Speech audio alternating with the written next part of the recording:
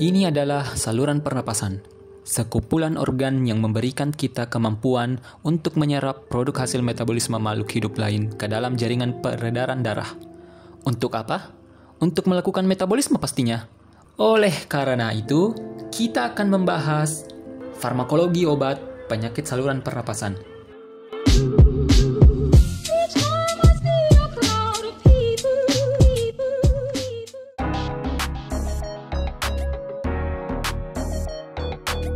CARA atau Chronic Aspecific Respiratory Affection adalah istilah yang mencakup semua penyakit saluran pernapasan yang bercirikan penyumbatan bronki disertai pengembangan kosa dan sekresi dahak berlebih yang meliputi asma, bronkis kronis, dan emfisema paru. Nah, gejala klinik dari kedua penyakit ini itu overlapping. Sesak napas yang bisa terjadi saat mengeluarkan tenaga atau sedang beristirahat dan atau bersifat akut, dan batuk kronis dengan dahak kental. Tapi karena mekanisme patofisiologi yang berbeda, jadi penanganannya berbeda pula, maka dibedakanlah dua penyakit ini menjadi asma dan bronkitis kronis plus emfisema atau COPD.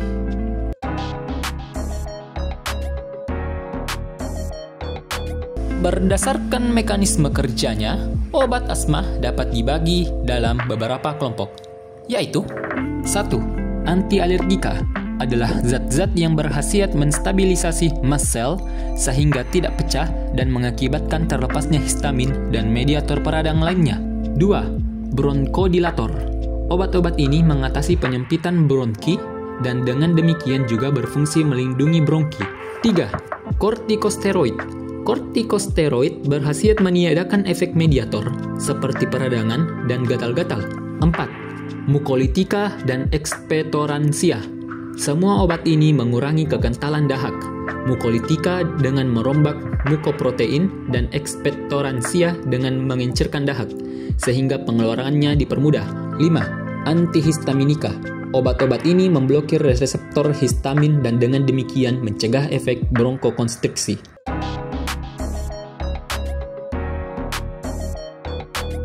Pada tahap absorpsi, efedrin diabsorpsi hampir seluruhnya melalui jalur gastrointestinal. Waktu paru berkisar antara 2,5 hingga 3,6 jam, dengan durasi kerja 3 hingga 6 jam. Onset obat sangat cepat jika diberikan secara intravena dan berkisar 10 hingga 20 menit setelah pemberian intramuskular. Salbutamol yang diberikan setelah inhalasi bekerja secara topikal pada otot polos saluran napas. Obat awalnya memiliki kadar yang hampir tidak ada dalam darah. Seiring dengan bertambahnya waktu, kadarnya akan meningkat dalam 2 hingga 3 jam, walaupun kadar yang dicapai secara spesifik masih tetap rendah. Salbutamol memiliki onset kerja cepat yang kurang dari 5 menit pada pemberian inhalasi. Sedangkan untuk pemberian oral, onset kerjanya kurang dari 30 menit. Salbutamol cepat diabsorpsi dari traktus gastrointestinal dan mencapai waktu puncak dalam 30 menit untuk sekali inhalasi. Sedangkan pemberian oral waktu puncaknya kurang dari 2 jam pada sajian immediate release dan 6 jam pada sajian extended release. Bioavailabilitas yang mencapai sekitar 50%.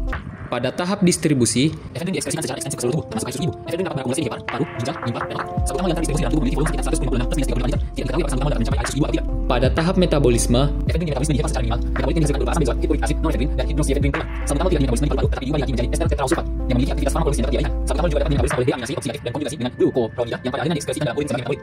pada tahap eliminasi, efedrin diekspresikan melalui urin sebanyak 95% dalam 24 jam. Tetapi ekspresi efedrin tergantung pada pH urin dikarenakan adanya grup yang teriorisasi pada kondisi asam. Pada kondisi basah, ekspresi urin dapat berkurang hingga 20 hingga 30% dosis. Ekspresi salbutamol terutama melalui urin sekitar 80 hingga 100%. Pada pemberian secara inhalasi dan oral, metaboliknya terutama dikeluarkan melalui urin dan sisanya melalui feses. Salbutamol memiliki waktu paru yang pendek sekitar 3 hingga 5 jam setelah pemberian inhalasi, sedangkan setelah pemberian oral sekitar 5 hingga 6 jam.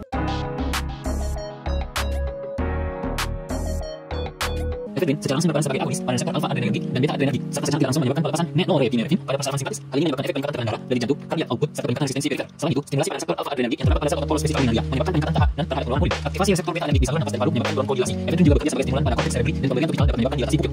Salbutamol merupakan obat simpatomimetik yang bekerja pada reseptor beta 2 untuk merelaksasi otot polos bronkus dengan efek yang sedikit pada organ jantung. Aktivasi reseptor beta 2 adrenergic pada otot polos saluran napas mengaktifkan enzim adenyl siklase sehingga menstimulasi produksi siklik adenosin 3,5 monofosfat dan mengaktifkan protein kinase A yang dapat menghambat fosforilasi myosin dan menurunkan kadar ion kalsium intrasekunder. Hasil akhirnya adalah terjadi relaksasi otot polos saluran napas mulai dari trachea sampai bronchiolis terminal. Perlu diketahui bahwa monoterapi salbutamol sudah disarankan sebagai terapi ini pertama saluran asma.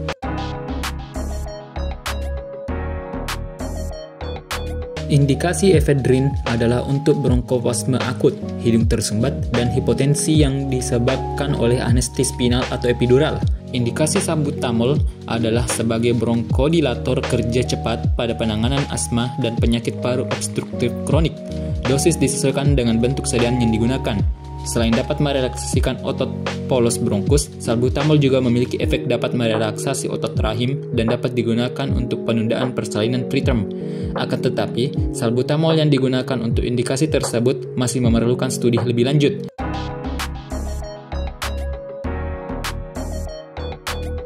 efedrin dikontraindikasikan pada pasien yang memiliki riwayat hypersensitivitas terhadap obat ini, glukoma sudut tertentu, dan penggunaan bersama siklopropan dan halotan. Salbutamol dikontraindikasikan pada pasien yang memiliki riwayat hypersensitivitas terhadap obat salbutamol ataupun bahan tambahan yang ada dalam formula obat.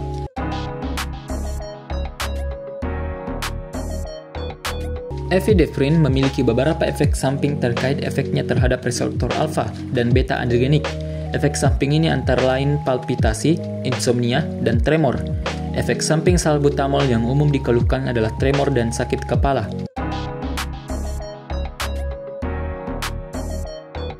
Penggunaan efedrin sulfat secara bersama dengan anestesi umum, terutama siklopropan atau hidrokarbon terhalogenasi atau glikosida dialisis, dapat menyebabkan aritmia jantung. Karena obat-obatan ini dapat membuat miokardium fatal dari efek efedrin sulfat. Dosis terapeutik efedrin sulfat dapat menghambat efek dari guanidin, beta-taninin, dan deseptakuin yang menghentikan hambaan adrenergik dari tempat kerjanya di neuron simpatis. Efeknya pada manusia dipandang sebagai bloka relatif atau total terhadap obat dengan peningkatan tekanan darah secara tiba-tiba. Penggunaan bersama-sama dengan injeksi efedrin sulfat, USP, dan oksitoksik dapat menyebabkan hipotensi berat. Hipotensi antihipertensi, inhibitor oksidasi monomer dapat mempotensiasi efek precursor efedrin sulfat yang mungkin mengakibatkan krisis. Injeksi efedrin sulfat USP tidak boleh diberikan selama atau dalam waktu 14 hari setelah pemberian inhibitor MAOI. Hipotensi sampaikan pada dokter terkait obat-obatan yang sedang atau pernah ada konsumsi, termasuk obat maupun resep. Penggunaan beberapa jenis obat secara bersamaan mungkin meningkatkan risiko efek samping dan mengurangi efektivitas satu sama lain. Mereka beberapa obat yang mungkin berinteraksi dengan salbutamol. Obat hipertensi seperti metoldopa, guanidin, atau diuretik karena dapat meningkatkan risiko pendarahan. Obat anti diabetes karena dapat meningkatkan kadar darah. Obat untuk depresi seperti monoaminin oksidasi inhibitor, disiklik antidepresan, dan amitriptyline, beta-glukan seperti propranolol, kortikosteroid. Obat untuk masalah perasaan seperti teopilin, diagoksin atau obat untuk jantung, statinin, aminobilis, atau obat untuk lainnya. Obat-obatan tertentu tidak boleh digunakan pada saat makan atau saat makan makanan tertentu karena interaksi obat dapat terjadi. Konsumsi alkohol atau tembakau dengan obat tertentu juga dapat menyebabkan interaksi terjadi. Diskusi penggunaan obat Anda dengan makanan alkohol atau tembakau dengan perjalanan kesehatan Anda. Interaksi obat dapat mengubah kinerja obat Anda atau meningkatkan risiko efek samping serius. Tidak semua pemikiran interaksi obat tertentu dalam ini. Simpan semua produk yang Anda gunakan bersama obat resep atau obat herbal dan konsultasikan pada dokter atau apoteker. Jangan memulai, memperhatikan atau mengganti dosis obat apapun tanpa dokter. Meskipun obat tertentu tidak boleh digunakan bersama sekaligus, dalam kasus lain, dua obat yang berbeda dapat digunakan bersama bahkan jika interaksi yang terjadi. Dalam kasus ini, dokter Anda mungkin akan mengubah dosis atau melakukan tindakan lainnya. Ini diperlukan. Beritahu ahli kesehatan Anda jika Anda sedang mengonsumsi obat resep atau obat dan sebagainya yang banyak pemeriksaan.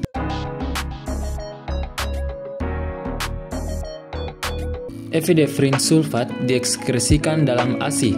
Penggunaan oleh ibu menyusui tidak dianjurkan karena risiko yang lebih tinggi dari biasanya pada bayi. Penggunaan salbutamol mungkin menimbulkan efek samping bagi ibu hamil, tetapi hal ini masih perlu diteliti lebih lanjut.